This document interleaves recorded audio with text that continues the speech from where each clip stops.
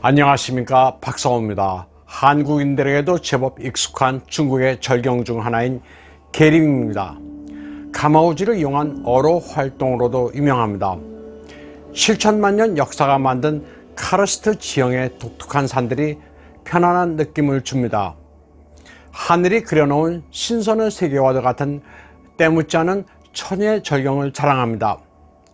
용의 허리에 비유되는 계단식 밭도 아주 아름답습니다. 밭에 물을 대면 논으로 변하는데 그 물빛도 찬란합니다. 소수민족이 그들만의 전통 방식의 생활을 고수하고 있는 계림은 중국에서도 가장 인기 있는 관광지 중 하나입니다. 광시성 특유의 미식으로도 유명한 계림 양삭은 사시사철 관광객들의 발길이 끊이지 않습니다. 관광지로서 계림 양삭에는 없는 게 없습니다. 산과 물, 광활한 들에다 하이킹과 미식도 즐길 수 있습니다. 대나무 뗏목을 타고 감상하는 고즈넉함도 일품입니다. 계림 산수의 절반은 산의 아름다움이고 또 다른 절반은 물의 아름다움이라고 이야기합니다. 산과 물이 어우러진 계림의 산수는 천하제일입니다. 그래서 중국인들은 흔히 꿀린 산수의 자텐샤라고 이야기합니다. 그리고 계림에서도 가장 백미는 양삭입니다. 중국어로는 양수어인데 그래서 양수어 산수의 자구일린이라고도 합니다. 양삭의 산수가 계림에서 최고라는 이야기입니다. 그런데 계림 양삭은 홍수로 초토화됐습니다. 다리 위에 고립된 자동차가 마치 항공모함 위의 전투기 같습니다. 수많은 자동차들이 급류에 쓰레기처럼 떠내려가는 양삭의 풍경은 그야말로 한편의 재난 영화입니다. 양삭뿐 아니라 계림 전체가 누런 흙탕물에 침수됐습니다.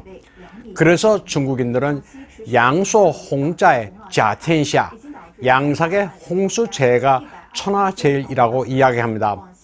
카르스트 지형의 산들이 여기가 계림이라는 것을 알려주고 있습니다. 평소 관광객들이 요금을 내고 타고 다니던 대나무 뗏목은 계림 주민들의 교통수단으로 변했습니다. 뗏목이 없으면 거리를 헤엄쳐 다녀야 합니다. 관광객들이 북적이던 상점 1층은 완전히 물에 잠겼습니다. 농촌 지역의 주택가도 모두 침수됐습니다. 지붕이 보이는 것들 외에 얼마나 많은 자동차들이 물에 잠겼는지 알 수 없습니다. 주민들은 할 말을 잊었습니다. 홍수는 광시, 광동, 후지안, 저장, 장시, 후난, 구이저우, 윈난 등 남부 주요 성을 모두 강타했습니다. 176만 명의 이재민이 발생한 것으로 보고되고 있습니다. 며칠째 집에 갇혀 오도 가도 못합니다. 허리까지 잠긴 주방에서 식사를 준비하기도 합니다. 그나마 가스가 나와 밥을 할 수 있는 것만으로도 다행입니다. 광시 류저우입니다. 열흘을 내리 퍼부은 폭우로 집안이 약해져 하천변 3층 가옥이 그대로 무너져 강물 속으로 사라집니다. 폭우가 얼마나 공포스러웠는지 쥐들이 창틀에 다닥다닥 붙어 있습니다. 쥐들도 익사당하지 않기 위해 높은 곳으로 대피한 겁니다. 피난민의 행렬도 이어졌습니다. 주변의 산들도 무너져 내렸습니다. 도심 전체가 누런 흙탕물에 잠겼습니다. 길이 사라지고 동네는 인적이 끊겼습니다. 주변 상가의 1층은 완전히 잠겼고 가로수와 교통 표지판들만 보입니다. 장소를 알 수 없는 농촌의 한 야산은 폭우로 한쪽 면이 완전히 쓸려 내려갔습니다. 산 정상의 가옥들도 철거되듯 토사와 함께 무너져 내립니다. 건물 폭파 철거 현장을 방불케 합니다. 후난성의 한 마을입니다. 나무가 떠내려오면서 부교를 건드립니다. 다리가 붕괴돼 임시 방편으로 놓은 다리가 흔들리자 사람들이 공포에 질려 도망갑니다. 폭우가 가져다준 수재의 피해는 우한 폐렴보다도 직접적입니다.